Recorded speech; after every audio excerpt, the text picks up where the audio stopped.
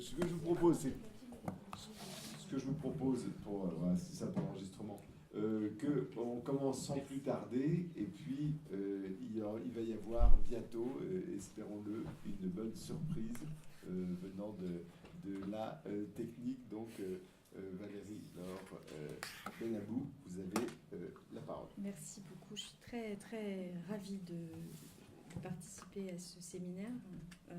Ça fait assez longtemps qu'on m'avait contacté. Et au moment où on m'a contacté, je ne sais pas pourquoi ça m'a passé par la tête de parler de la localisation des données, alors que ce n'est pas forcément mon terrain de confort. Moi, je fais plutôt de la propriété intellectuelle. Et là, tout d'un coup, je me lançais dans quelque chose d'un petit peu différent. Mais la raison n'était que l'année dernière, à cette époque, enfin un peu plus tard, il y avait eu un petit événement qui m'avait légèrement secoué. C'est l'adoption du Cloud Act aux États-Unis. Et on m'avait demandé de faire un post de blog sur ce texte. En fait, pas vraiment. On m'avait demandé de faire un post de blog sur la décision, la future décision et les plaidoiries avant la décision de Cour suprême dans l'affaire Microsoft. Et entre-temps était arrivé le Cloud Act et j'ai pu à cette occasion saisir l'importance ou au contraire de compter pour quantité négligeable la localisation des données, en fait, puisque, pour faire court, mais j'y reviendrai, l'administration trumpienne a décidé à cette occasion que finalement on allait s'exonérer de toutes les règles de courtoisie internationale traditionnelles, des traités multilatéraux, pour permettre une sorte de réquisition des données directement via les opérateurs dès lors qu'ils étaient sous juridiction américaine. Et bien sûr, ça nous sollicite, nous, en tant qu'Européens, qui avons l'impression qu'on crée des lignes Maginot avec notre RGPD et la possibilité de jouir en toute tranquillité d'une protection très intense de notre vie privée. Évidemment, lorsque via des procédures extrêmement frustres, l'administration américaine peut avoir accès à des données via Microsoft, quel que soit le lieu de localisation, et là il s'agissait en l'occurrence d'un courriel, ça interroge, ça interpelle sur pourquoi est-ce qu'on fait du droit si on n'a pas la maîtrise des outils. Voilà, alors ça c'est une espèce de prolégomène. Je ne sais pas si on va y arriver finalement ou pas. Vous avez 150 000 onglets ouverts sur cet ordinateur. On n'arrive pas à accéder au bureau. Pour ça. Pas de soucis, on va y arriver. Voilà. Continuez. Donc l'idée c'était de travailler sur cette localisation des données et s'interroger sur finalement la réalité de ce que c'est que stocker de la donnée, transférer de la donnée, voir des données, apercevoir, saisir des données, et par ailleurs avoir un rapport juridique qui puisse s'imputer sur cette réalité, sur ce phénomène. Et l'idée de l'introduction sur les slides que vous n'avez pas mais que vous allez avoir, c'était de partir sur un poème de Verlaine que j'aime beaucoup et vous connaissez sans doute, qui est Mon rêve familier. Je fais souvent ce rêve étrange et pénétrant d'une femme inconnue et que j'aime et qui m'aime et qui n'est chaque fois ni tout à fait la même, ni tout à fait une autre, et même il me comprend. Ni tout à fait la même, ni tout à fait une autre. Voilà, c'est ça la donnée en réalité. La donnée dans son ubiquité, elle est là, elle est et elle n'est pas, elle est là et elle est ailleurs, elle est double, elle est multiple, elle est duplicable, elle est dupliquée nécessairement lors de sa transmission, et en réalité, on ne sait même pas finalement si elle a une pérennité en tant qu'objet. L'autre idée, c'était de dire finalement la donnée, et vous allez voir, je vais, si j'ai le slide, commenter énormément un document d'Amazon, qui sont les lignes stratégiques d'Amazon sur le stockage. Et Amazon dit finalement, enfin, parmi les différentes allégations du texte, elle dit finalement, on a plein de moyens de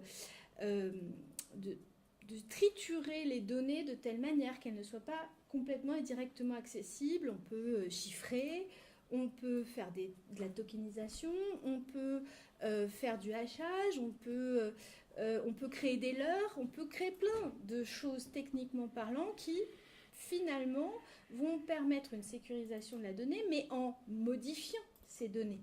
C'est-à-dire en les diffractant, en coupant, en tronçonnant à l'intérieur de l'unité change de place. De l'unité moléculaire, on va aller rechercher au sein de l'atome, et puis à un moment, on aura des mécanismes de reconstitution de l'intégrité de l'information. Mais finalement, lorsqu'on parle de localisation des données, c'est très compliqué dès lors que de quoi parle-t-on? Est-ce qu'on parle d'une donnée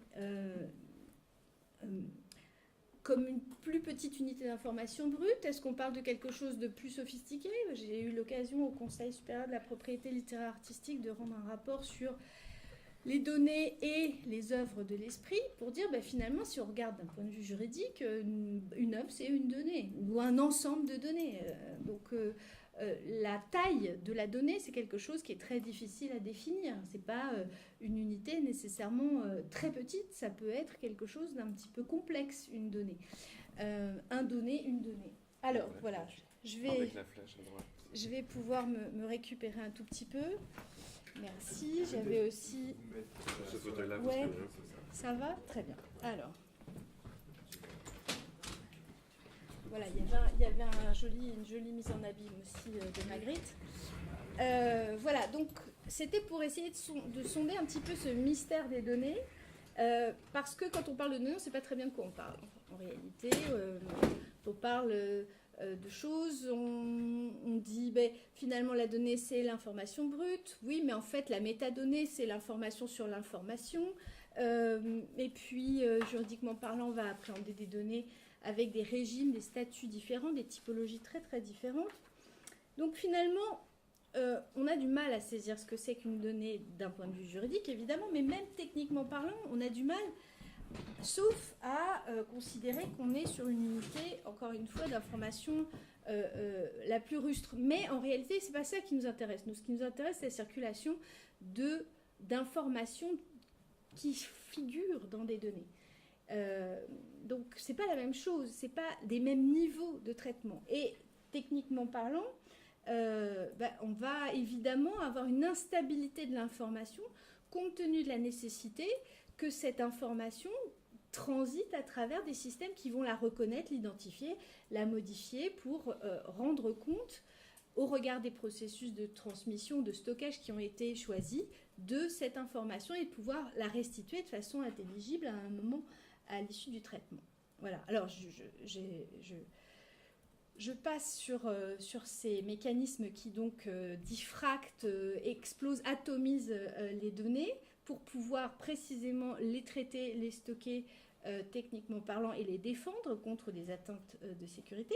Et puis, toujours dans cette introduction, l'idée c'est de dire, mais maintenant, puisqu'on parle de localisation, qu'est-ce que c'est qu'une localisation? Alors, une spatialisation, vous disiez, oui, donc c'est finalement, j'ai essayé de regarder dans Wikipédia en mathématiques ce que ça voulait dire, ça m'a fait tout de suite mal à la tête, donc je passe sur la notion de localisation en mathématiques, on parle de boucle.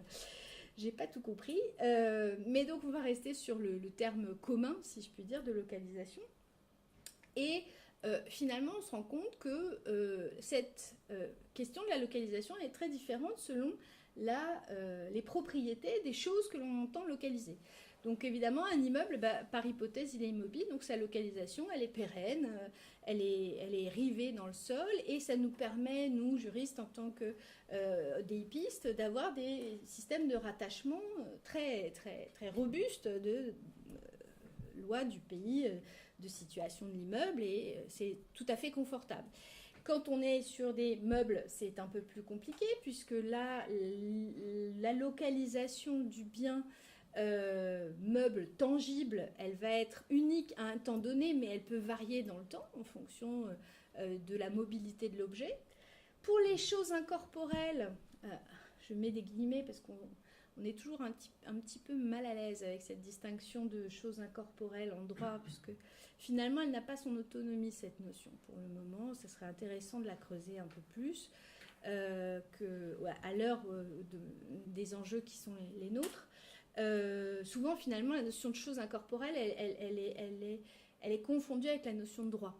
Et c'est très difficile d'avoir une notion de chose incorporelle. Pourtant, ce serait intéressant de réfléchir à ces choses qui n'ont pas de corps à proprement parler, comme le seraient les données. On peut imaginer, en tout cas, qu'il y ait une localisation de ces choses sans corps à travers une convention scripturale, par exemple, une convention de compte, des choses comme ça. Là, je localise par l'écriture.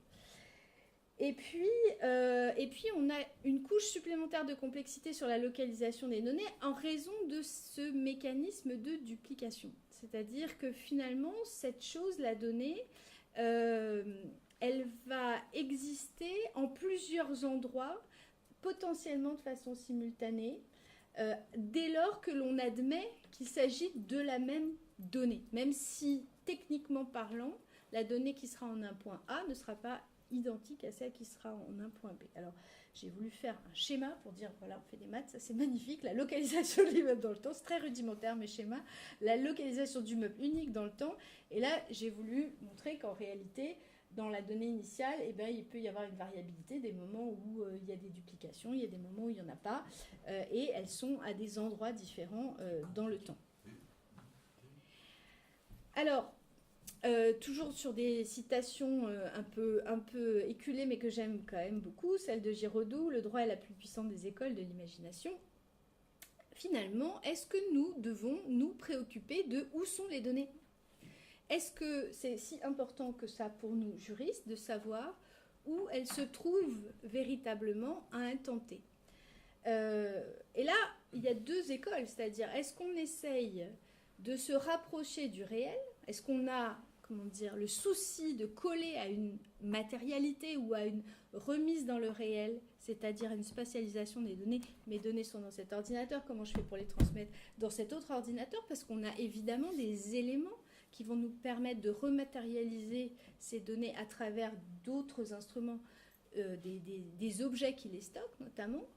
Ou est-ce qu'on s'en fiche finalement ? Est-ce qu'on considère que ça n'est pas ce qui est vraiment important, mais que ce qui est important, c'est les intérêts qui sont sous-tendus par les questions afférentes à ces données.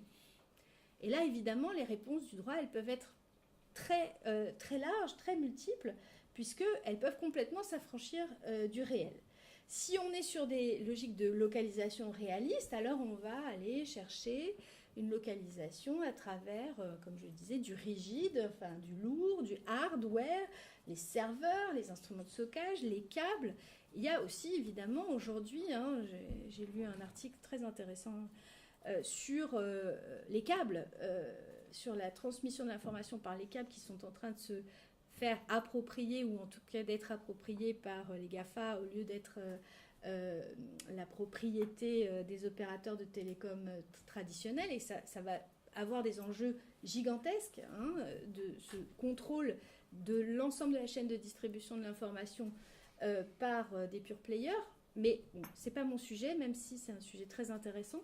Mais voilà, on aurait ici des rattachements autour de la propriété ou du contrôle des instruments de stockage.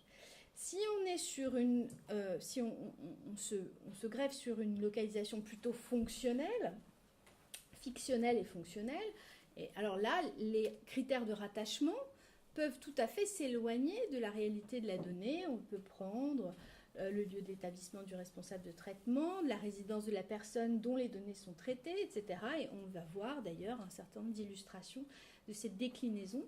Et évidemment, les rattachements, les localisations juridiques sont dans ce cas liées à la problématique que le droit doit traiter et peuvent tout à fait changer en fonction de la nature de la problématique, de ce que le droit envisage de faire, supprimer, saisir, administrer, confier à une autorité le contrôle, etc., etc. Tout ça, évidemment, va engendrer des mécanismes de localisation qui sont liés, qui sont véritablement fonctionnels.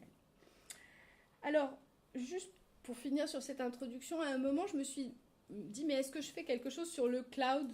finalement? Est-ce que mon sujet c'est le cloud ou est-ce que c'est plus large que ça?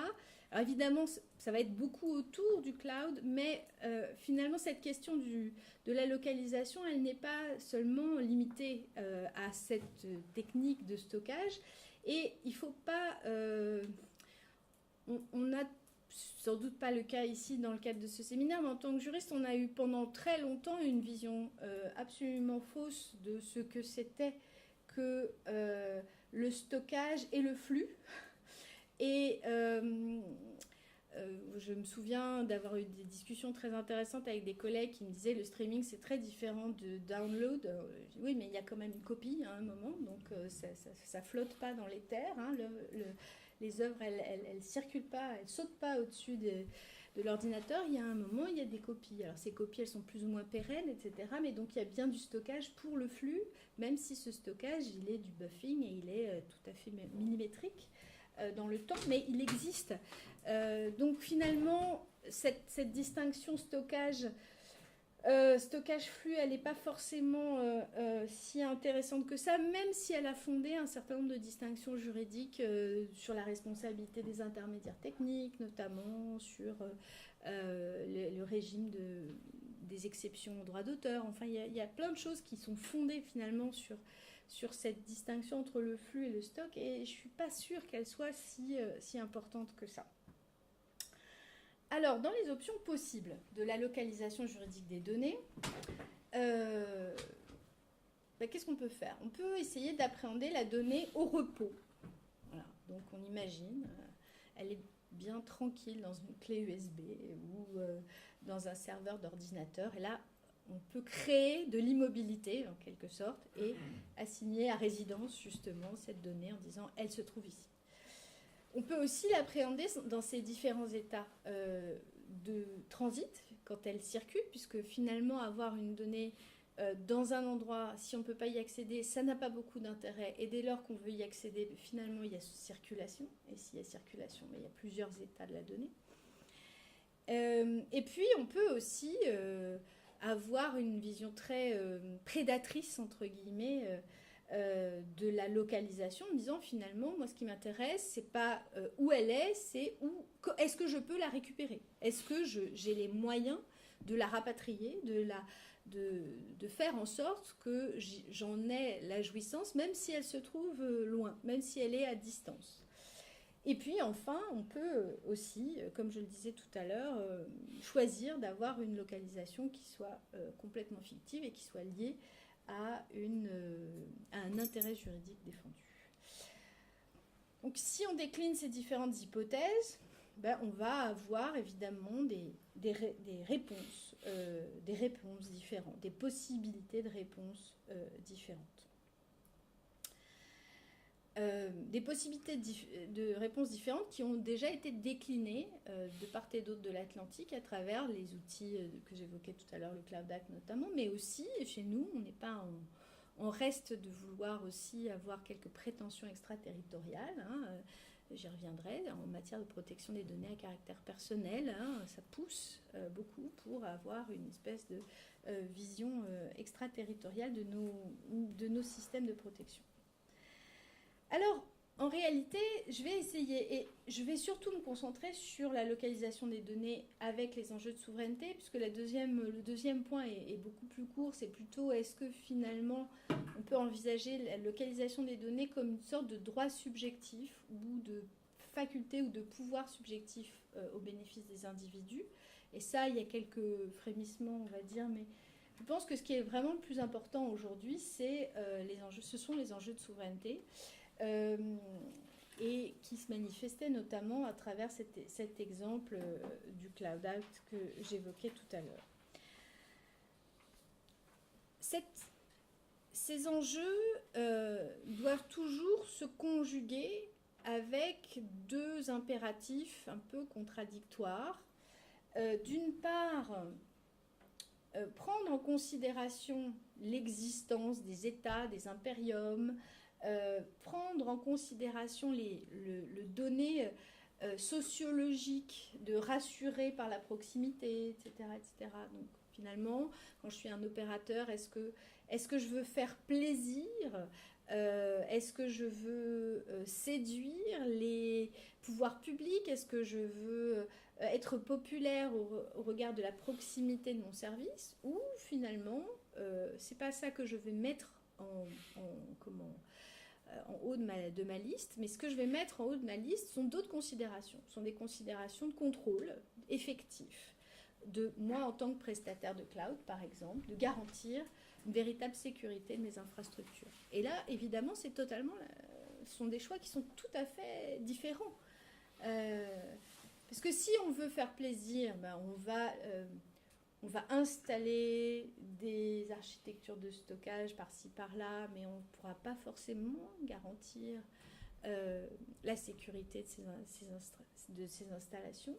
Si en revanche, on veut créer des installations qui sont extrêmement capables à la fois en termes de traitement, de sécurité, eh bien, il y a des choix qui vont s'opérer. Et ce n'est pas moi qui le dis, hein, ce sont les opérateurs qui le disent. Alors justement, première tension, premier courant, premier mouvement, ce serait de dire finalement on va choisir une localisation des données qui serait une sorte de data nationalisme.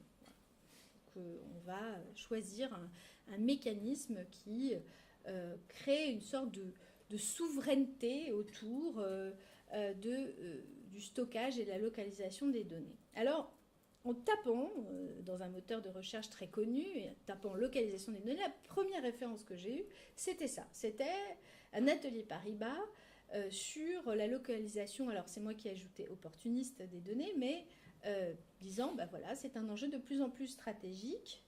Et puis, il y avait cette jolie photo, et cette jolie photo est accompagnée de ce commentaire. C'était donc en 2017. Création d'un centre d'hébergement des données sur le sol chinois en Chine, dans un havre pour les données. Et ceci est une réponse à une loi sur la cybersécurité qui a été votée en 2016, qui est entrée en application depuis et qui requiert que les entreprises stockent les données des utilisateurs sur leur sol national, non seulement qu'elles les stockent, mais aussi qu'elles autorisent le gouvernement à accéder à ces informations. Donc, c'est pas neutre. Hein. Quand on fait ça, on sait ce qu'on fait. On sait qu'on collabore avec un gouvernement. Alors, ils appellent ça la territorialisation de la donnée. C'est intéressant. Et Paribas de rappeler que la Chine représente quand même 20% des parts de marché d'Apple. Hein, voilà, et que ce sont des choses qu'il faut prendre en considération. Et que, en outre, finalement, de stocker près du traitement, mais c'est aussi une économie en termes de coûts d'infrastructure et de distribution. Et donc, il y a un double opportunisme, faire plaisir et complaire à la norme du client et par ailleurs faire des économies de coûts. Et c'est un mouvement assez important, hein, justement guidé par des législations qui imposent d'une main de fer que les prestataires se localisent leurs infrastructures sur ce territoire. Mais il n'y a pas que la Chine, hein, parce qu'on a l'impression que c'est vraiment... mais la Chine, c'est pas l'Allemagne aussi, la France aussi, l'Argentine, le Canada, Israël, la Suisse, la Nouvelle-Zélande, la Russie, Dubaï, les Émirats arabes unis, le Qatar. Voilà, tout autant de pays qui ont adopté des lois qui obligent, dans certaines circonstances, certains prestataires à avoir leurs infrastructures localisées sur leur territoire et de créer évidemment les conditions d'accessibilité de ces infrastructures. C'est une manière pour les prestataires de rassurer encore une fois sur le respect des législations d'ordre public, notamment de défense, de sécurité intérieure, etc., qui peuvent être absolument légitimes, hein, qui ne sont pas toujours guidées par le souci de contrôler les citoyens. Hein. Ça peut être autre chose, mais c'est souvent aussi le contrôle des citoyens. Alors, finalement, si on choisit cette stratégie, qu'est-ce que ça fait? Ça fait que on va pouvoir localiser les serveurs dans l'État qui souhaitent exercer son impérium. On va créer les conditions de la disponibilité, de l'intelligibilité, de l'accès à ces données par ceux qui prétendent y avoir accès. Et c'est une manière de protéger l'État contre des ingérences étrangères. C'est aussi une manière pour les États, à travers ce type de législation, de s'assurer peut-être un avantage concurrentiel en favorisant le localisme, on va dire. Voilà. Alors, c'est une des options. Ce data nationalisme, et je ne sais pas, c'est une ancienne, hein, c'est une arlésienne plutôt qu'une ancienne. Ça revient, ça repart. On parle souvent de cloud souverain, et puis finalement on abandonne. Alors, on ne sait pas très bien si nous en France on va passer à un cloud souverain européen. J'ai repris des vieux slides que j'avais fait d'une conférence que j'avais donnée en 2015, où on parlait beaucoup de ça, et puis finalement, je n'ai pas l'impression qu'il y ait une nouvelle actualité depuis. Donc, quid du cloud européen? Alors, pour la Banque mondiale, ce data nationalisme serait une très mauvaise idée. Elle se fonde sur des analyses économiques dont je ne suis pas capable d'attester de la véracité, hein, mais selon laquelle, finalement, ce serait cette stratégie de localisation des datas aurait un effet létal sur la croissance et ferait perdre aux États qui choisissent cette stratégie des points de PIB. Bon. Je ne sais pas très bien si c'est le cas, mais en tout cas, c'est la posture qu'a prise la Banque mondiale. Et cette posture a été abondamment relayée par la Commission européenne, en fait. La Commission européenne qui s'est fondée sur les mêmes analyses économiques. Vous voyez Ansip, le commissaire chargé du numérique, dire finalement, il faut absolument qu'on fasse circuler les données, donc pas de data nationalisme, parce que ça va nous faire gagner beaucoup d'argent. Et surtout, et ça se justifie tout à fait au regard de l'ADN du droit européen, ce data nationalisme entre États membres, il est tout à fait contraire à l'esprit du marché intérieur. Il est contraire à la liberté d'établissement, à la libre prestation de services. Et il n'y a pas de raison de réintroduire ces fractionnements territoriaux, ces barrières territoriales, dans un univers qui, par hypothèse, peut ne pas être fractionné. Donc voilà, ce rejet du data nationalisme se traduit par le règlement qui a été adopté le 14 décembre 2018, qu'on appelle Free Flow of Data, libre flux des données à caractère non personnel, qui rentrera en vigueur très bientôt, donc 27 mai 2019, et qui très clairement énonce que la localisation, ce qui est appelé donc la localisation ici, c'est-à-dire cette obligation, cette exigence de localisation des données dans un territoire particulier, eh bien cela constitue en fait une entrave au sens du droit de l'Union. Et cette entrave, évidemment, étant contraire aux libertés fondamentales de l'Union européenne, de libre circulation et de libre prestation de services, doit être écartée, prohibée, au bénéfice de l'affirmation d'un principe de libre circulation des données. Et très intéressant de voir que dans le considérant numéro 10 de ce règlement, il est fait un trait d'union avec le RGPD, parce qu'on parle souvent du RGPD comme étant un instrument de protection, mais c'est aussi un instrument de circulation. Si vous regardez les fondements du RGPD, il s'articule autour de ces deux axes un peu contradictoires de protection et de circulation. Et là, c'est le volet circulation qui est mis en exergue en disant finalement, il y a une cohérence de l'action européenne, communautaire. On promeut la libre circulation de la donnée, qu'elle soit à caractère personnel ou non personnel. Après, il y aura des distinctions au regard des régimes liés à ces caractéristiques, mais il y a un grand principe de liberté de circulation des données. Et donc, évidemment, il n'y a pas de raison de segmenter, de territorialiser, sauf, nous dit-on, pour des motifs de sécurité publique, et ce, dans le respect du principe de proportionnalité. Et là, on retrouve encore une fois les bascules traditionnelles de la liberté d'établissement et de la libre prestation de services. Ce principe, nous dit-on, doit être aussi applicable aux acteurs publics, c'est-à-dire que, en raison du fort volume de traitement de données traitées par les acteurs publics, ceux-ci doivent montrer l'exemple et utiliser des services de traitement de données et s'abstenir de rester en local, si je puis dire. Et ça va même un peu plus loin, hein, puisqu'on vous parle des bienfaits de l'externalisation vers des prestataires de services extérieurs. Alors, ouais, on est tout à fait à rebours du data nationalisme, hein, consistant à dire si on veut être... gardons nos vaches, là, si on veut être bien protégé, il faut qu'on ait le contrôle et qu'on soit, et particulièrement pour les administrations, qu'on soit en contrôle de nos données. Et là, on vous dit, c'est l'inverse. Au contraire, allez donc chez des prestataires extérieurs tâter des bienfaits de l'externalisation.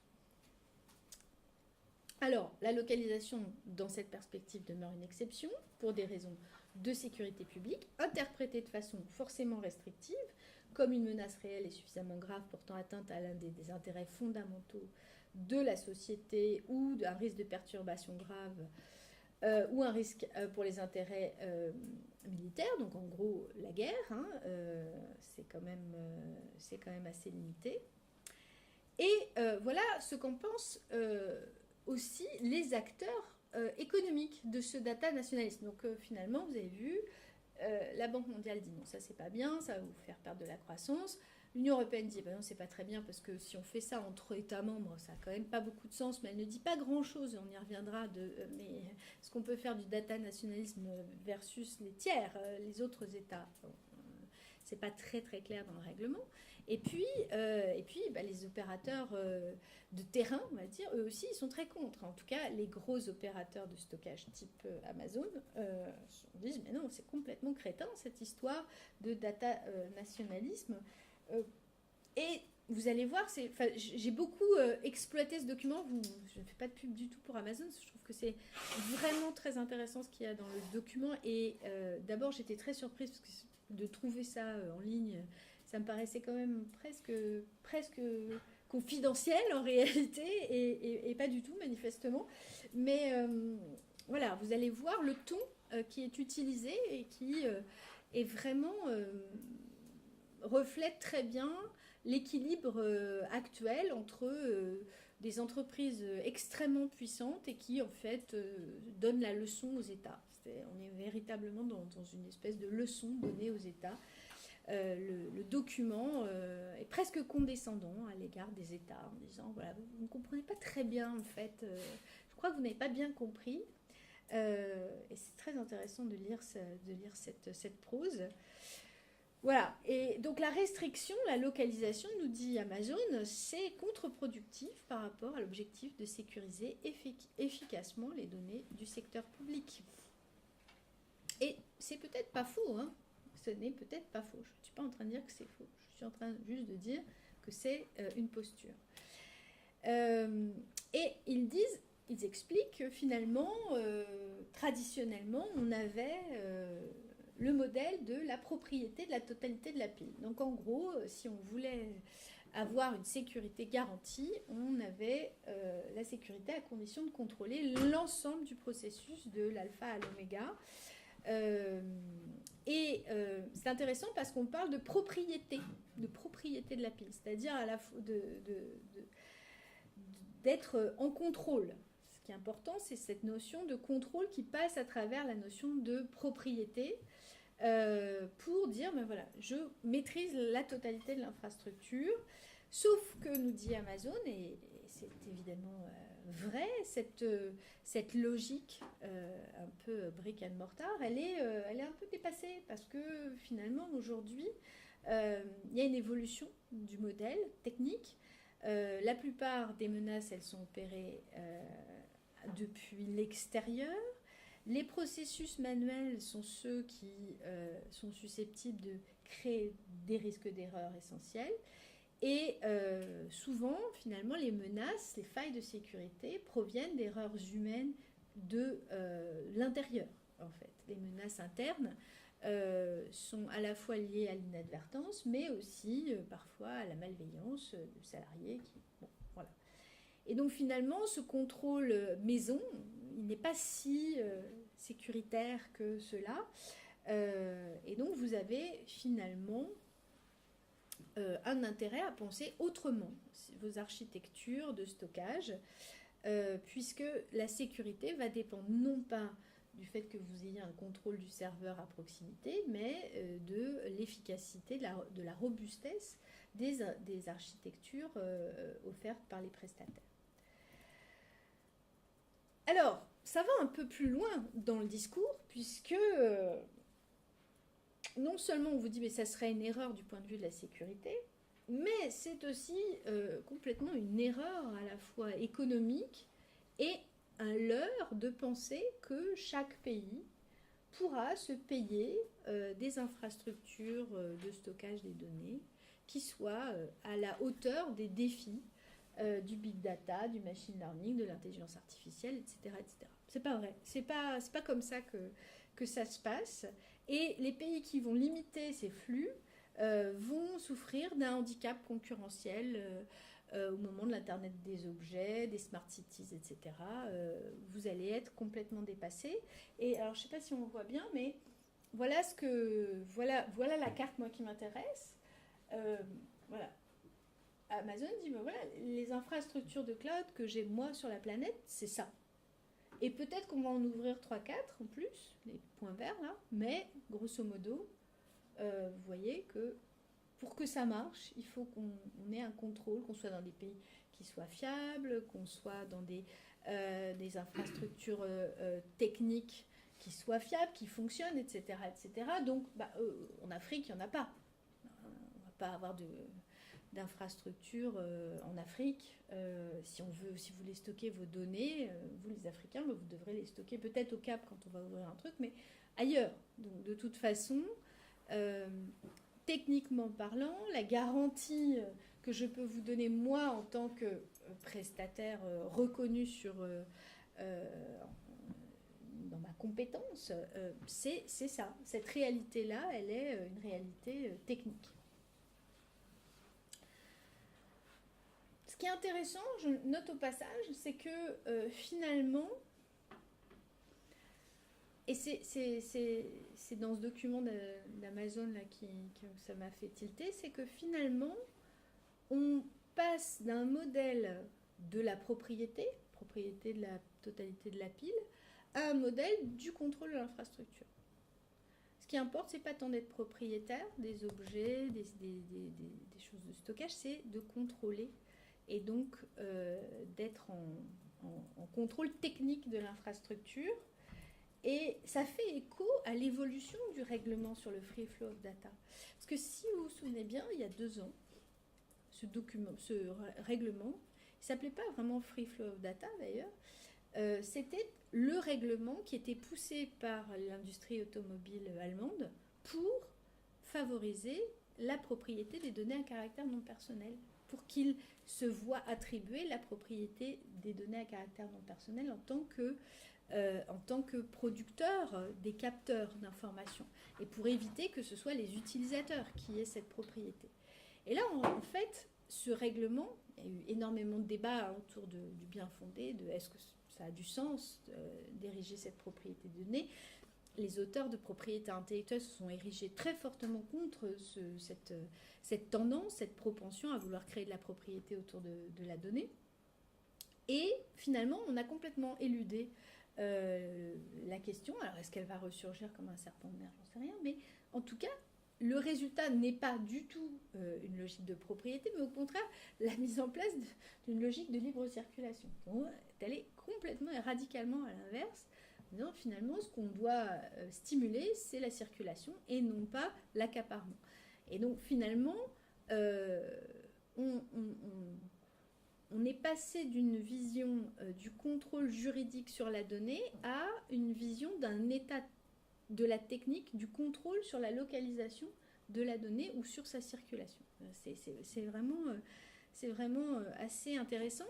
Et ce qui me titille un petit peu dans le document d'Amazon, c'est que, voilà, ils disent trade doc, vous allez voir, si vous essayez d'avoir des infrastructures de stockage à vous, ça va être minable et vous n'allez pas pouvoir faire de l'intelligence artificielle, vous n'allez pas pouvoir faire des smart cities, alors que nous, on a le tas d'or, quoi. Nous, on a les données.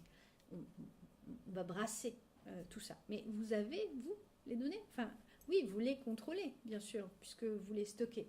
Alors, est-ce que ça veut dire que vous allez pouvoir les traiter dès lors que vous en avez, comment dire, la garde, hein? Je ne sais pas s'il faut utiliser ce terme-là, mais vous voyez, c'est pas clair, parce que pourquoi est-ce que tout d'un coup, les solutions préconisées par Amazon seraient beaucoup plus favorables à Internet des objets et au machine learning si, finalement, ces prestataires n'ont aucun contrôle ou n'ont aucun bonjour, n'ont aucun droit de regard sur ces informations et se contentent de les stocker.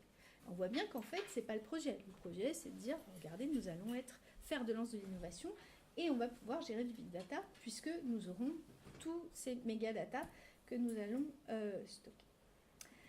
Alors, le deuxième enjeu de souveraineté sur la localisation des données, c'est plutôt que de choisir une logique de localisation dont on a vu, de data nationalisme, dont on a vu qu'elle est finalement assez rejetée par un certain nombre d'opérateurs, à la fois techniques, mais aussi d'opérateurs économiques, voire d'institutions, puisque la Commission européenne et l'Union européenne l'ont écartée.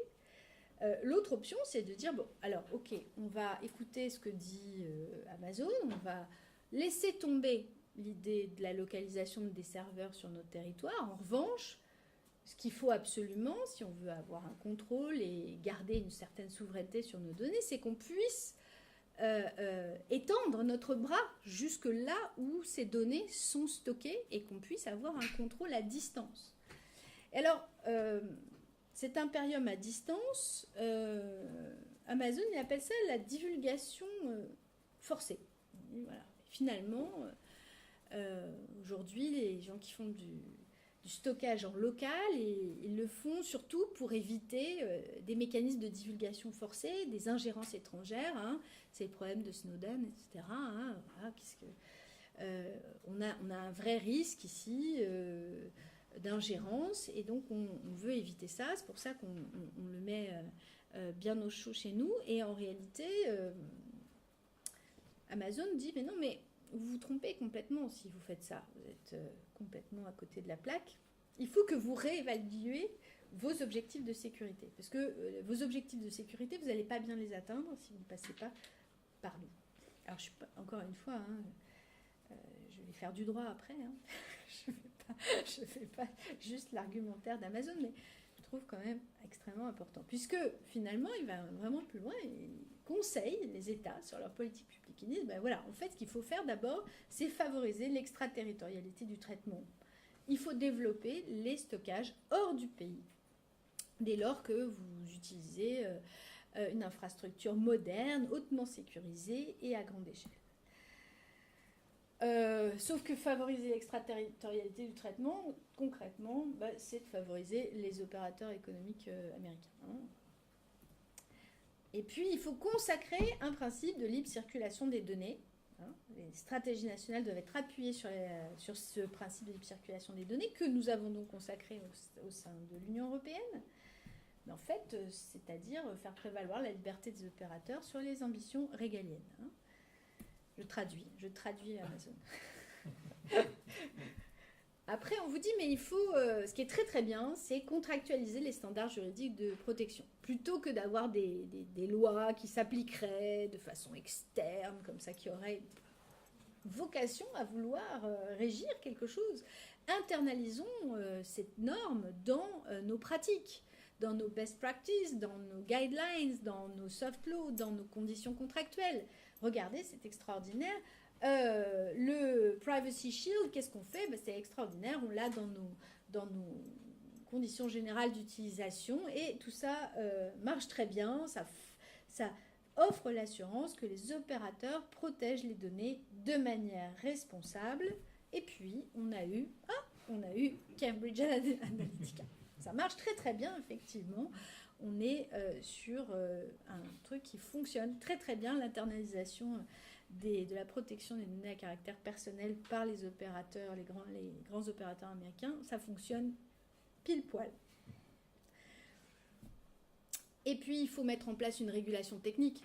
On ne va pas faire non plus de la loi, de la vieille loi, des vieux États qui ronronnent, qui ne savent pas. Non, on va réussir à résoudre ça à travers des normes ISO, des contrôles de sécurité, du chiffrement. Vous allez voir, ça va être extraordinaire. Voilà, à faire prévaloir la norme technique sur la norme légale. Et puis, quand il s'agira de faire de la collaboration internationale, eh bien, il faut favoriser ces traités qui vont vous permettre d'avoir une communication de l'information dès lors que vous en avez besoin. Alors, le multilatéralisme, c'est bien pour les États, tous les États du monde, sauf pour les États-Unis. Parce que les États-Unis, eux, ils ont décidé que, non, c'est pas ça qu'ils allaient faire. Voilà. Alors, cette divulgation forcée, c'est-à-dire en fait la prétention des autorités nationales à pouvoir accéder aux données qu'elles ont stockées à distance, vous dit, mais c'est pas un problème propre au cloud, finalement, on peut résoudre ça avec des instruments classiques du droit, des commissions rogatoires internationales, des traités de coopération internationale. Et nous, on va de toute façon, on va donner notre avis là-dessus. On va coopérer, mais seulement si on considère que ce qui nous est demandé correspond à nos standards, en fait. Voilà. Donc c'est très intéressant de voir la manière dont les assurances sont données par Amazon, que finalement ils vont peut-être déférer, mais seulement s'ils considèrent que, et on parle ici de décision juridictionnelle, on ne parle pas de petites demandes comme ça communiquées, s'ils considèrent que les standards de protection des individus, etc., sont appropriés. Voilà. Alors, quelle est la réponse des États-Unis à ce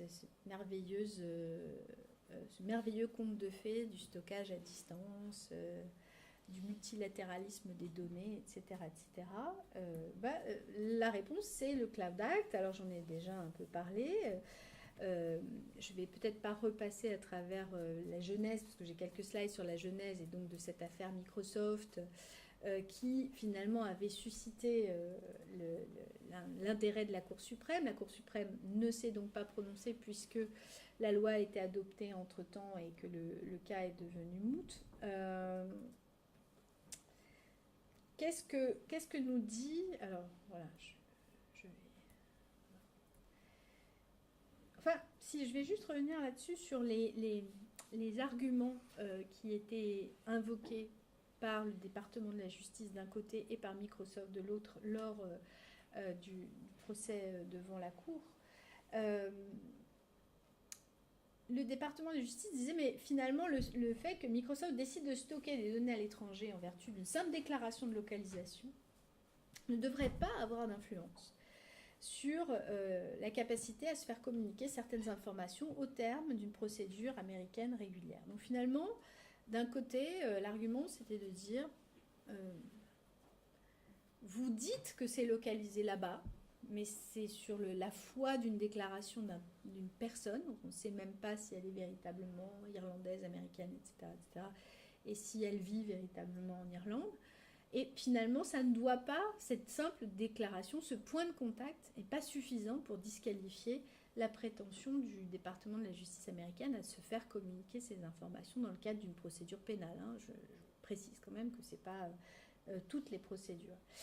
Et Microsoft, qui voulait aussi se racheter une conduite en disant attention, nous on n'est pas des délateurs, Patriot Act et tout ça, on veut pas, on est précisément, si on stocke chez vous en Europe, c'est parce qu'on veut être conforme à vos législations et on ne va pas vous faire des enfants dans le dos en communiquant des informations à caractère personnel au gouvernement américain. Et disait non, il faut prendre en considération la matérialité physique du stockage et que cette existence du réel, comme j'évoquais tout à l'heure, empêche d'une application unilatérale de la loi américaine, comme si finalement ces données n'étaient pas à l'étranger. Et en réalité, finalement, ce qu'a décidé le Cloud Act, c'est que les opérateurs américains doivent, dans le cadre d'une procédure particulière, évidemment, doivent fournir communication des courriels et autres données, que l'information soit localisée dans ou hors des États-Unis. Donc, finalement, la localisation n'importe pas. Voilà. Fiche.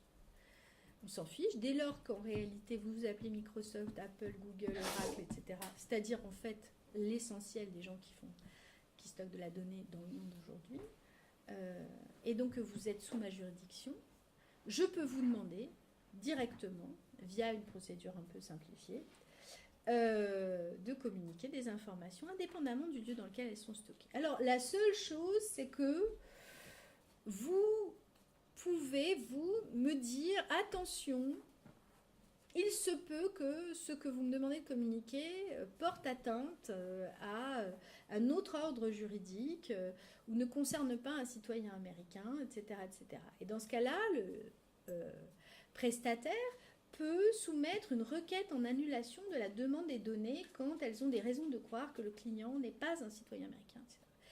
Alors, je ne doute pas que peut-être ils le feront, peut-être qu'ils le font, mais on peut imaginer quand même que pour un opérateur économique, tout d'un coup se dire non, je vais peut-être faire une requête en annulation de la communication des données et donc dire non au département de la justice américaine, alors qu'il y a une loi qui fonde son action pour protéger putativement quelque chose, je ne sais pas, économiquement parlant, c'est pas hyper rentable de faire une chose pareille. Est-ce qu'il y a une information autour de la procédure qui fait que cette communication sera connue ? Non. Donc, quel est le risque que prend le prestataire à transmettre quand même pas grand-chose en réalité ? Finalement, c'est en plus aux entreprises de décider si oui ou non elles vont respecter ou faire respecter le droit du pays dans lequel elles interviennent. C'est quand même, puisque c'est à elles de faire la requête en annulation. Bon. Alors, pour faire bonne mesure, il y a aussi une possibilité pour les gouvernements étrangers de demander communication des informations relatives à leurs propres citoyens selon une procédure administrative. Comme ça, on vous dit non, c'est pas complètement unilatéral. Regardez, nous aussi, on vous ouvre les coffres forts, vous pouvez aller regarder et vous n'êtes pas obligé de passer par le juge. Non, c'est trop compliqué. Le juge, garantie juridictionnelle, ça, on n'a pas besoin. Procédure administrative, c'est mieux. Voilà. Et qu'est-ce que dit Amazon ? Dit, mais moi, je vais communiquer, mais je vais communiquer, comme je le disais tout à l'heure, au regard de mes propres standards d'évaluation. C'est intéressant. Je ne sais pas si on voit bien, mais ça, c'est les guidelines. Donc, ça s'appelle Amazon Law Enforcement Guidelines. Alors, je ne sais pas si c'est la loi d'Amazon. En tout cas, dans le document en français, c'était marqué relative à l'application de la loi d'Amazon. Alors, je me suis dit, tiens, hein, oui, bien sûr, mais quand même, c'est marrant, quoi. Il y a ici, voilà, il y a ici quelque chose d'intéressant parce que c'est tellement unilatéral que ça peut ressembler à la loi d'Amazon, en fait.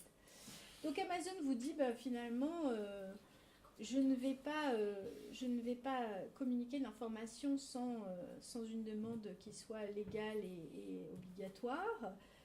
properly served on us, donc voilà, selon nos propres critères, selon notre propre procédure, donc à travers ça, c'est un mécanisme de notification. Très intéressant sur les données et le caractère un peu multifacette des données. Amazon distingue entre les content and non-content information, donc entre les informations de contenu et celles qui ne sont pas de contenu. Donc on va communiquer les informations de non-contenu en réponse à une assignation, mais nous n'allons pas communiquer le contenu informationnel. Seulement s'il y a un mandat dans ce cas. Voilà. Donc en fait, on fait une distinction. Il y a une communication qui peut se faire sur les non-content information, donc le nom, l'adresse, le mail, la facturation, la date de création du compte, etc. Tout autant de données à caractère personnel entre nous. Hein. Et ça, celles-là, on peut les communiquer sur simple assignation. En revanche, celles qui sont... le courriel, par exemple, ça, c'est du contenu. Et ça va exiger un degré de demande juridictionnelle plus formalisé, un warrant. Voilà. Et puis ça c'est pour les Américains, hein. Et puis là pour les non-américains, on vous dit vous devez travailler à travers les legal and diplomatic channels. Donc voilà. Pour vous là, c'est les traités multilatéraux.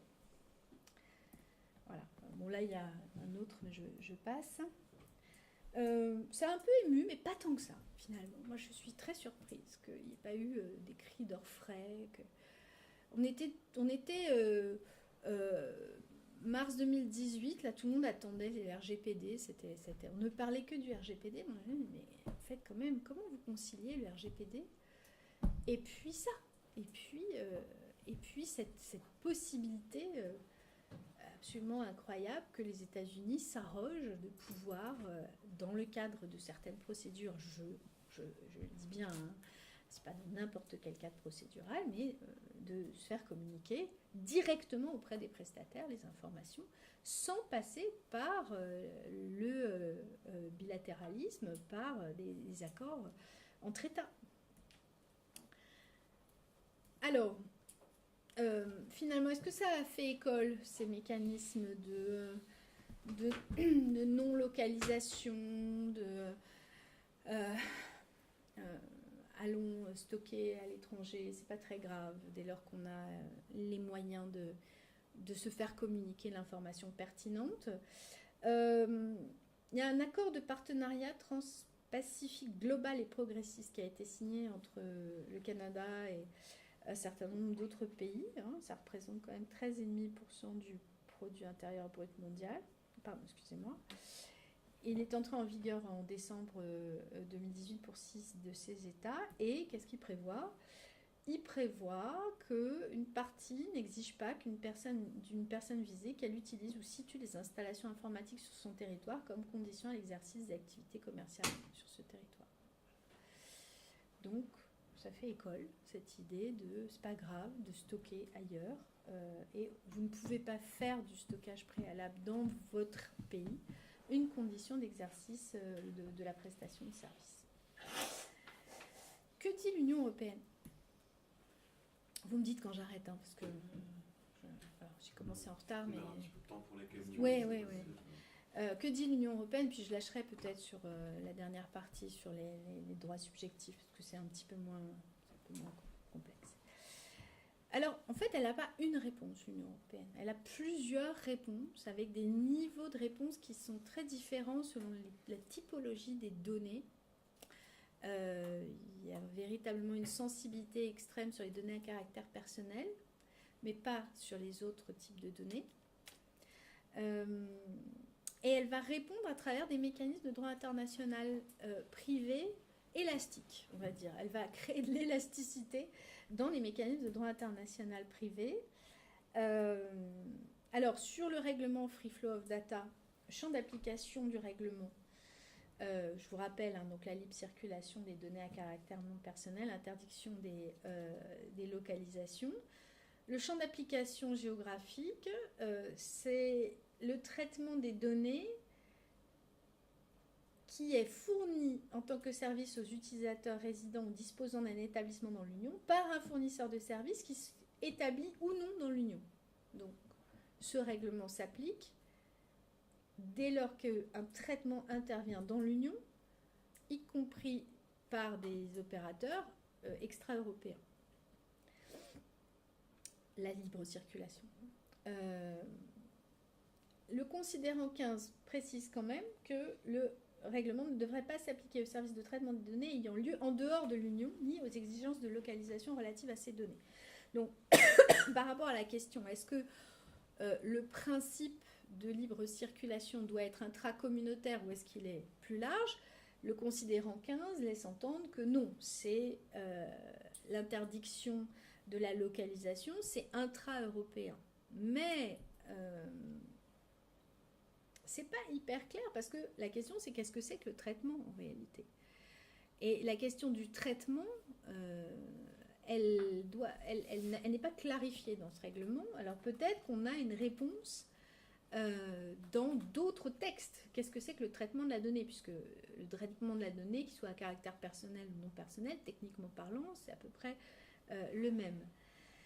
Or, si on retourne sur la jurisprudence Costera, dite Google Spain de 2014, la Cour de justice avait dit finalement la directive sur la protection des données à caractère personnel va s'appliquer à Google Incorporation, donc à Google aux États-Unis, dès lors que Google États-Unis a des liens inextricables avec sa filiale Google Spain, qui est une régie publicitaire sur le territoire espagnol et qui, par conséquent, attire suffisamment la compétence de la directive pour justifier qu'il y ait un traitement sur le territoire de l'Union. Voilà. Donc il y avait un traitement par Google Incorporation via cette espèce de jeu de domino entre la localisation de la régie publicitaire et les liens capitalistiques qu'il y avait entre la filiale et la société mère.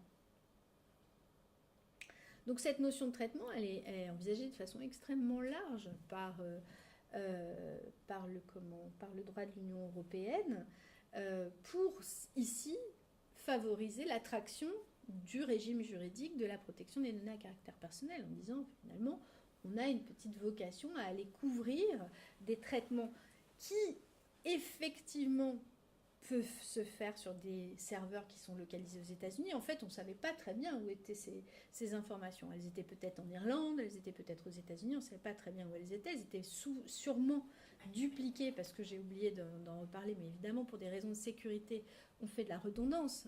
Donc les données, elles sont dans plusieurs endroits pour être en sécurité. Donc elles étaient probablement dans plusieurs endroits. Et là, on vous dit, mais finalement, elles sont en Espagne, parce qu'il y a une régie publicitaire qui permet de créer ce lien de rattachement. Et le traitement, il va se faire de cette manière, de façon totalement fictionnelle, du coup, par rapport à la localisation réelle des données. Donc là aussi, nous, on répond fiction, en quelque sorte. Indépendamment de la localisation effective, on va attirer la compétence d'un texte. Cette jurisprudence a été confirmée a posteriori par un autre arrêt Eltimo, en disant finalement pareillement la question de l'établissement, puisque là c'était pas la question du traitement mais de l'établissement, doit aussi recevoir une conception extrêmement large, puisqu'elle s'étend à toute activité réelle effective, même minimale, exercée à partir d'installations stables. On est quand même assez loin de l'établissement au sens du droit des sociétés, mais enfin bon, c'est l'établissement 2.0, c'est l'établissement virtuel. C'est cette flexibilité des rattachements, ce caractère un petit peu tentaculaire de l'application de la loi, ou de la tentation d'appliquer la loi de l'Union européenne à des phénomènes qui se situent de façon marginale du point de vue technique sur le territoire. On la retrouve aussi dans un avis du G29 de septembre 2014 sur l'Internet des objets, où le groupement préconisait un rattachement du mécanisme de protection des données à caractère personnel via l'équipement connecté. C'est-à-dire en disant, finalement, il y a une data process, un traitement des données par l'objet connecté. Et par objet connecté, ils disent deux choses en fait. L'équipement lui-même, votre élément de domotique, mais aussi le terminal à partir duquel vous téléchargez les applications qui vont faire fonctionner la transmission des données. Donc ces deux éléments-là, ces deux maillons de la chaîne sont des facteurs de rattachement qui justifient qu'on applique la protection des données à caractère personnel en Europe. Là, on n'est pas loin du fort du parapluie. Hein, on n'est pas loin du fort du parapluie. Ça, le point de contact, je comprends bien hein, la raison, la ratio légis derrière, hein, la justification d'attirer toute l'Internet des objets sous la juridiction de l'Union européenne en matière de protection des données est très intéressante, mais là c'est pareil, hein, du point de vue de la matérialité, ça va être extrêmement compliqué.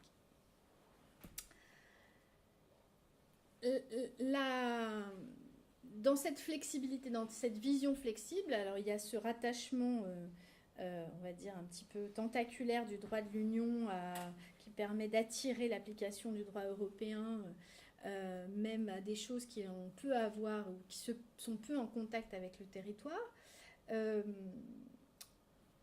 On va plus loin là, on essaye de voir si on ne peut pas avoir une application véritablement extraterritoriale du droit de l'Union en matière de protection des données à caractère personnel et tout particulièrement sur le droit au déréférencement. Et ça, je fais allusion à une affaire qui est pendante et qui n'est pas encore tranchée par la Cour de justice, même si l'avocat général a rendu ses conclusions. C'est la fameuse question préjudicielle qui a été posée par le Conseil d'État en 2017 sur est-ce qu'on doit appliquer, donc ça c'est la directive, pour le déréférencement d'une chose dans un moteur de recherche, quel que soit le lieu à partir duquel la recherche est lancée, y compris hors du champ d'application territorial de la directive de 1995. C'est ce que la CNIL avait préconisé en disant on va déréférencer la totalité non seulement des points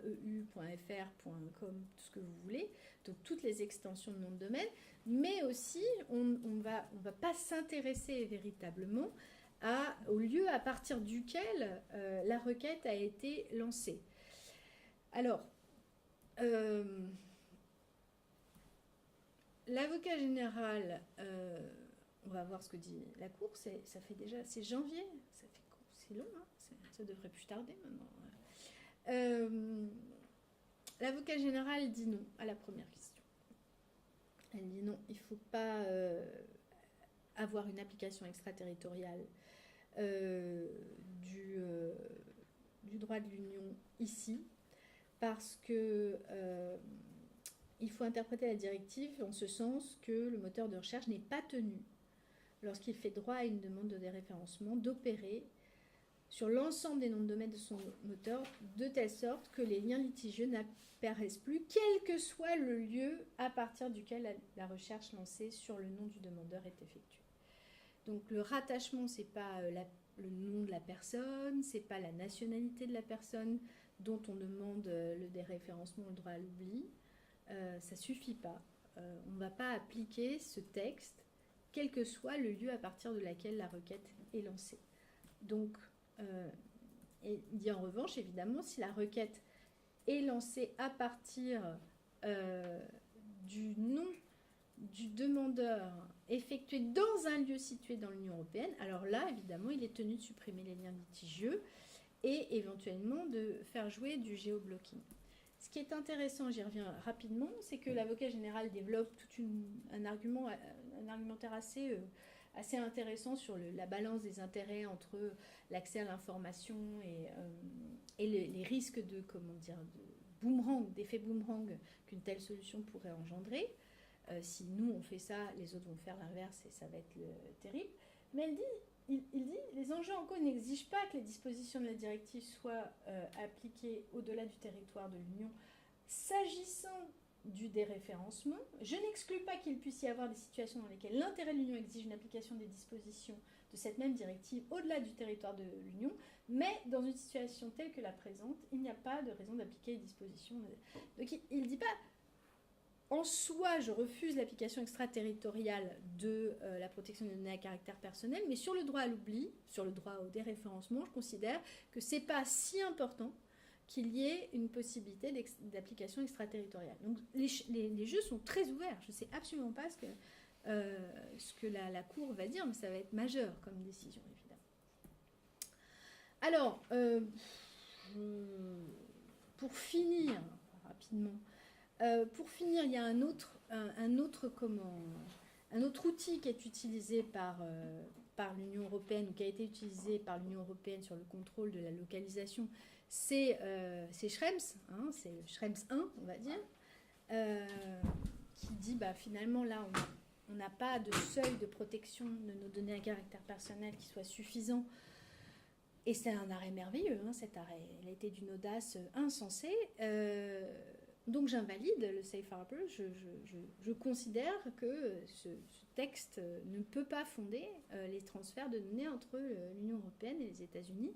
Vous imaginez un peu ce que ça représente. C'est pas une petite affaire.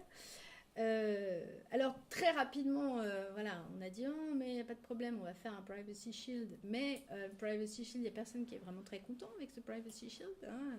Le Parlement européen a fait une résolution en disant qu'il n'était pas très content. La Commission européenne a menacé à plusieurs reprises en disant que les instruments d'implémentation du Privacy Shield n'étaient pas encore suffisamment développés. Et elle dit attention. Depuis mars 2019, elle dit attention, je vais me fâcher tout rouge, hein, mais il ne se passe rien. Alors, est-ce qu'il faut qu'on attende que les recours qui ont été introduits contre le Privacy Shield sur le même fondement, sur les mêmes griefs que ceux qui ont conduit à l'invalidation du Safe Harbor prospèrent pour dire non, finalement, le dispositif n'apporte pas plus de garanties qu'il n'en apportait auparavant, je ne sais pas, mais on a eu ici, en tout cas, un regain, on va dire, de fierté sur la protection d'un modèle en disant non, là vous dépassez les limites et ce que vous nous garantissez ne correspond pas aux standards que l'on veut rechercher. Alors, attendez, je suis dans le mauvais sens. Dernier point, donc finalement, si on adopte cette logique de déterritorialisation ou accès à distance ou relation distante entre la situation des données et l'exercice de l'impérium. On peut revenir au règlement Free Flow of Data, on verra, hein, il n'est pas encore entré en vigueur, mais il n'est pas très plein de promesses, hein, parce que mis à part la consécration de ce principe de libre circulation et d'interdiction de la localisation, il ne donne pas grand-chose. Il dit simplement qu'il faut quand même prévoir la disponibilité des données pour les autorités compétentes. Et il organise l'accès aux données entre les différents États membres, en disant dès lors que vous ne pouvez pas obliger les gens à se localiser chez vous, la moindre des choses, c'est qu'on puisse au moins garantir un accès. Et donc, il y a une organisation, mais assez, je trouve... Quand je vois la directive en droit d'auteur, là, il fait des tonnes de pages. Et sur des questions aussi stratégiques, on a un tout petit article 5 qui ne dit pas grand-chose sur l'organisation, finalement, de cet accès aux autorités compétentes. Je m'étonne un peu, mais voilà, on va voir comment ça va se mettre en œuvre. Et il prévoit aussi, à l'article 7, une procédure de coopération entre les autorités. Tout particulièrement, je souligne juste le paragraphe 2 dans l'accessibilité. Il y a un paragraphe qui dit, voilà, lorsqu'une autorité, après avoir demandé l'accès aux données d'un utilisateur, n'obtient pas l'accès aux données et qu'il n'existe pas de mécanisme de coopération spécifique en vertu du droit de l'Union ou d'accords internationaux pour l'échange des données entre autorités compétentes des différents États membres, cette autorité compétente peut solliciter l'assistance de l'autorité compétente dans un autre État conformément à la procédure prévue à l'article 7. Vous voyez, on prévoit quand même le refus, en fait.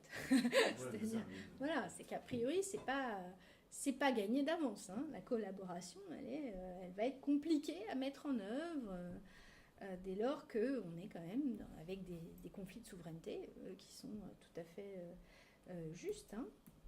Voilà, alors peut-être je vais m'arrêter là parce que c'était très long déjà. Et vous avez l'air... On va venir. Non, mais c'était court, c'est sur la portabilité, le géoblocage. Voilà. Merci beaucoup. Non, c'est absolument passionnant parce que il y a tellement de questions à poser. Moi, je pense à au début du Nomos de la Terre de Schmitt. Vous savez, il explique le droit européen comme une rivalité de puissance qui était en fait cette rivalité de puissance qui était compensée par la ligne d'amitié, par les mers, les colonies, c'est-à-dire par un autre espace. Et en réalité, moi, ce que je trouve extraordinaire, c'est que là, il y a une dimension droit colonial, quand même. Il y a une dimension droit colonial, quoi. C'est fait, comment dirais-je, avec, je dirais élégamment, pas élégamment, c'est fait de manière contournée, parce qu'en fait, il faut que le temps qu'on puisse se représenter les enjeux, mais c'est quand même du droit colonial, c'est-à-dire, mais droit colonial dans le sens où c'est la colonisation d'un territoire dématérialisé. C'est ça le coup de génie, quoi. Hein, c'est-à-dire que plutôt que d'occuper directement un territoire, on saisit les instruments par travers lesquels il communique avec lui-même. C'est un peu ça. Ouais. Non, c'est vrai. Mais c'est surtout, moi j'ai été frappée parce qu'il y a évidemment l'intervention du Cloud Act, je vous l'ai dit, m'a un peu secouée, mais franchement, le truc d'Amazon, c'est extraordinaire. C'est-à-dire qu'en fait, c'est un para-État, finalement. Je me place dans la posture de l'État qui décide et qui dit aux États, vraiment, des lignes de conduite de leur politique publique. Vous vous trompez, il faut faire comme ci, il faut faire comme ça. Et moi, je vais vous garantir la sécurité de vos infrastructures. Mais en fait, je ferai comme je voudrais. Mais en fait, je vais faire quand même, surtout comme le droit américain m'autorise à le faire. Et quand on voit le droit, alors le droit américain, c'est la deuxième chose que je voulais dire, c'est qu'il faut absolument qu'on réfléchisse ensemble. Nous, on travaille sur toutes les techniques de discovery, private investigations, de clémence, deal de justice, etc. C'est-à-dire que dans le fond, ils ne passent jamais par la Convention de 70. Ils ne passent jamais par la Convention de 70. C'est-à-dire que toute leur stratégie consiste à avoir plusieurs fers au feu et avoir des effets de bascule. C'est-à-dire qu'on passe d'une logique administrative à une logique pénale ou diplomatique, du pénal au civil. Alors, il y a un truc c'est un peu technique, quand on dit on ne répondra pas au subpénal. J'aimerais bien les voir. Ça, j'aimerais bien savoir comment ça va être appliqué par un juge fédéral américain. On va lui dire, ah ben non, on ne répond pas au subpénal parce que c'est pas marqué dans le protocole de... Voilà, j'attends de voir. Vraiment, ça, je trouve ça... quand on connaît un peu ils n'aiment pas beaucoup qu'on leur réponde ça, les juges américains. C'est étonnant. Non, ça vous a pas étonné? Ah bah si. C'est pour ça que je dis, en fait, c'est un acte manqué. La loi d'Amazon, c'est vraiment ça, quoi. C'est vraiment ça. Non, mais ils disent, c'est le mérite de la... C'est une erreur. Est-ce que c'est des mots, simplement? C'est ce que tu dis, finalement. Ce qui est très compliqué, c'est que les Américains ne font jamais ce qu'ils disent et ils pratiquent la technique du leurre. C'est-à-dire, les leurres, c'est on fait un texte. Le leurre, c'est le MNAT, la Convention multilatérale. Ça ne marche jamais. Ils ne le font jamais. Je pense à votre contrôle. Ça ne marche jamais. Ils ne le font jamais et ils font que des courts-circuits. Via c'est-à-dire que derrière ça, je suis pas. On ne peut pas me taxer d'être anti-américain. Je dis ça comme. Mais c'est en réalité, ils ont compris avant tout le monde, mieux que tout le monde et de manière intelligente, l'utilisation de l'extraterritorial. À partir du moment où il y a une boîte américaine, c'est-à-dire que ce qui est extraordinaire, c'est qu'il y a une seule souveraineté qui tient. Ils ne sont pas intéressés par la réglementation, la fiscalisation des GAFA. Ils sont intéressés par le rapport de souveraineté sécuritaire intra-américain.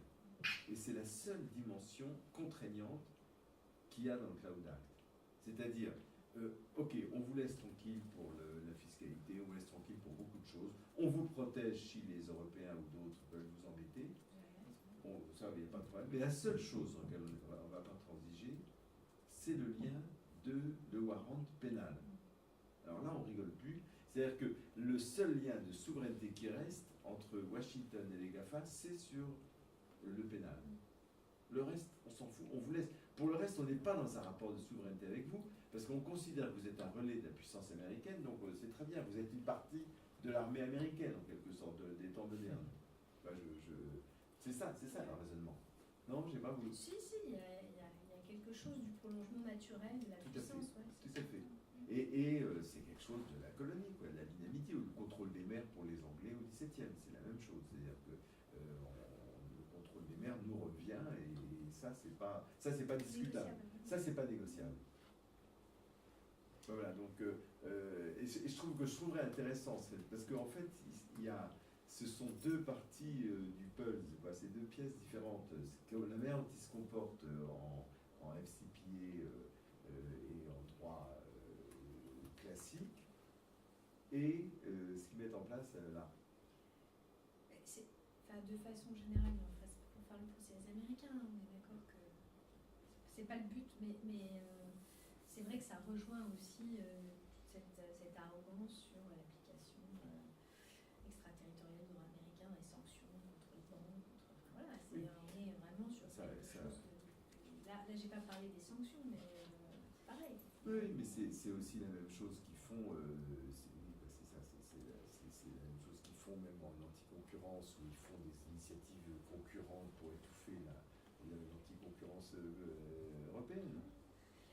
Mais alors, effectivement, il y a l'idée qu'il y a deux blocs, mais en réalité, ça va plus loin que ça, parce que moi, ce qui m'intéressait dans ce travail, c'est de dire, mais finalement, est-ce qu'ils n'ont pas raison d'avoir complètement déréalisé la localisation et de dire, finalement, ce qui importe, peu importe là où ça se trouve, ce qui importe, c'est que je puisse faire valoir. Alors, eux, ils ont les instruments parce que, comme vous dites, les opérateurs sont américains. Et là, du coup, il y a une asymétrie complète du rapport de force. Mais juridiquement parlant, ça m'intéressait de dire, mais finalement, est-ce qu'on doit... Et d'ailleurs, on ne l'a pas fait véritablement. Enfin, on s'est aussi éloigné, on s'est évadé de cette approche réaliste, en disant, mais finalement, ce qui importe, c'est qu'est-ce qu'on veut défendre. Et à partir du moment où on a une once de possibilité de faire jouer notre souveraineté, peu importe la localisation. On ne doit pas véritablement se poser ces questions. Et il y aura de toute façon on aura l'arme nucléaire de l'interdiction du marché américain. Après évidemment, c'est... Donc après, si vous continuez à vouloir faire trop de droits... Voilà, il y a une escalade. Il y a une escalade. Les digues de justice reposent exclusivement sur ce rapport de force. Ce qu'ils avaient fait avec les banques suisses dans l'affaire des Holocaust Claims, c'est-à-dire ça marche toujours comme ça. C'est-à-dire que quand on va trop loin, vous faites du droit, ok. Faites du droit, mais pendant ce temps-là, pendant tout le temps de la procédure, on bloque et exclusion du marché américain. Donc après, c'est assez... Oui, c'est radical. Ouais, moi j'ai une question, mais parce que j'ai échangé là-dessus avec un avocat américain il y a 3 jours. Hein. Sur l'affaire Alstom, donc un peu... mais qui me dit, mais franchement, de quoi vous plaignez-vous les Français? Vous prenez tout cela pour une stratégie impérialiste, mais c'est parce que vous ne poursuivez pas suffisamment vos entreprises, et dans l'affaire Alstom, c'est nous qui avons fait le ménage parce que les Français étaient incapables de le faire. En peu de mots, hein, le discours qu'il m'a tenu, mais bon, alors chacun sa position, hein, mais je me demande toujours dans quelle mesure tout cela correspond à une vraie stratégie impérialiste, ou s'il n'y a pas simplement le souhait, et sur les warrants du Cloud Act, voilà, on a une enquête pour un trafic de drogue, on veut avoir les mails, on se fiche de savoir quelle est la nationalité de l'auteur de ces mails, mais c'est vrai que l'infraction, en tout cas le trafic de drogue, relève de la compétence américaine, et donc à partir de là, plus rien n'arrête l'autorité américaine. Donc j'arrive pas à savoir jusqu'à quel point on est face à une vraie stratégie un peu impérialiste. C'est-à-dire qu'il faut constater quoi? Je sais pas votre réponse, j'ai ma réponse. Non, vous pouvez y aller, parce que moi j'ai pas d'idée. C'est la différence, ils sont très forts parce que il faut toujours, la stratégie américaine repose sur 3 piliers. D'abord une véritable vision du monde associée à une stratégie, ce qui est très bien, hein, c'est ce que je trouve très bien. L'utilisation du market power et une cause qui a dotée d'une très forte évidence morale. Donc c'est Holocaust Claims, c'est corruption, c'est terrorisme, c'est toujours un truc qui est absolument indiscutable. Et donc, ça leur permet d'avoir des porteurs sains. Parce que j'ai tellement de copains aux États-Unis avec qui j'en ai parlé à tous les niveaux, plus haut, je me rends compte que ce qui marche, c'est qu'ils y croient profondément.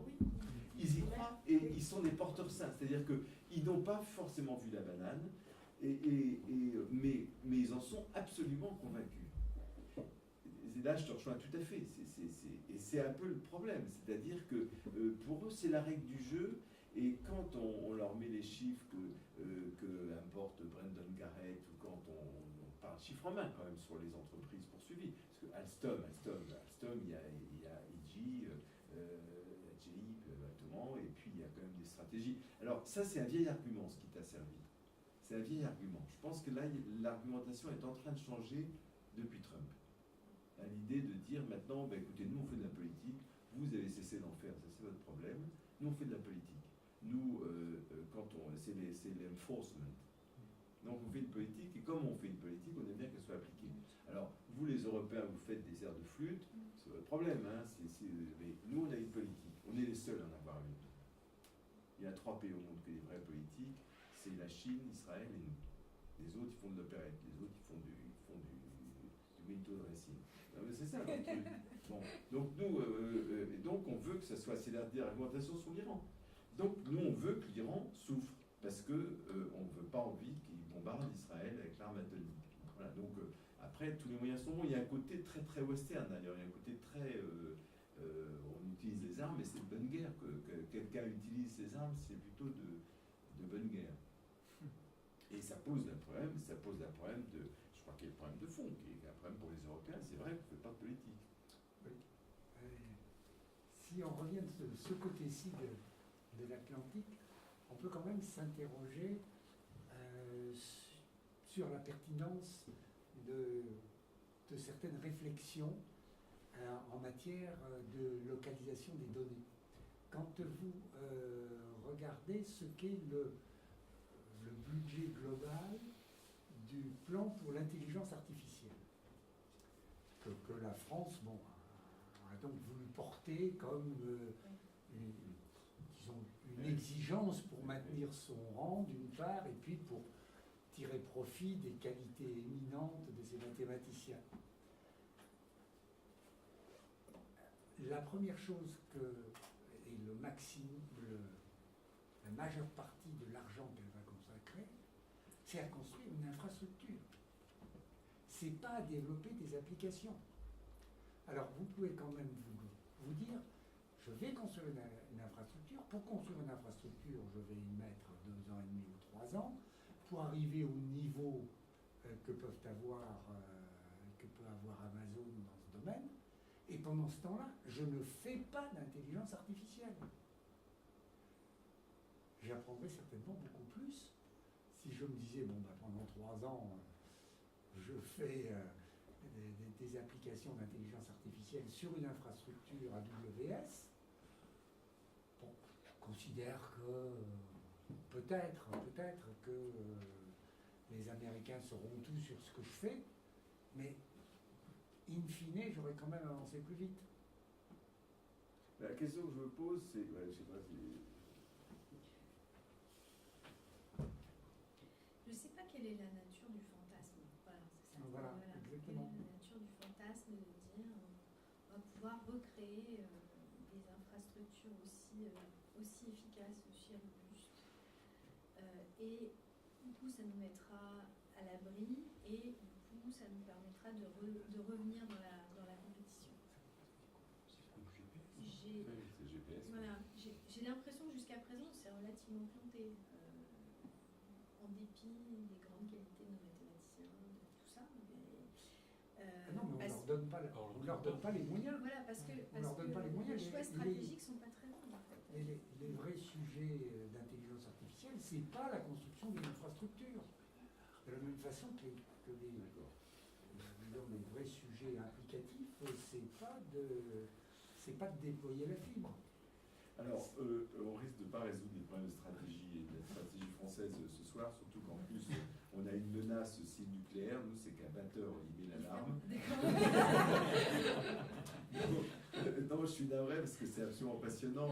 C'est absolument passionnant, il faut en venir, il faut continuer là. Non, parce que la question que je me pose, c'est est-ce qu'il y a une pensée stratégique du côté de la France là, sur toutes ces questions-là? Parce qu'au point de vue de l'extraterritorialité des lois, ça je sais, il n'y en a pas. Je sais pas, il faut appeler Gilles Babinet, notre champion. Non, mais il y a le rapport Gauvain, qui pour l'instant sous le boisseau, qui n'est pas sorti encore officiellement. Enfin, il a commencé à réfléchir à des possibilités très juridiques. Très juridique, très Mais juridique. à mon avis, peut-être pas très efficace. Ben non, ben non. Et très juridique et très hauts fonctionnaires français qui voient les choses depuis Bercy, quoi. Très pensé Bercy. C'est du droit Bercy, c'est même pas du droit. Bon, non, d'accord. Ah oui, voilà, de mémoire, parce que on a vu passer un peu dans la presse les principales propositions. Moi, si ma mémoire ne joue pas un tour sur des choses comme Cloud Act, une entreprise française qui transmettrait des données qui sont considérées comme, je ne sais plus quel est le terme utilisé, enfin bref, l'amende irait jusqu'à 50 000 €. Non, Bon bah voilà, si l'amende va jusqu'à, voilà, dans des affaires civiles, si ça va jusqu'à 50 000 €, je crois que ça va. C'est à pleurer. C'est à pleurer, non, parce que je pense que il y a un problème qui est franco-français, c'est de notre faute. C'est-à-dire qu'il y a une division entre ce que pense Bercy, ce que pense le Conseil d'État, ce que pense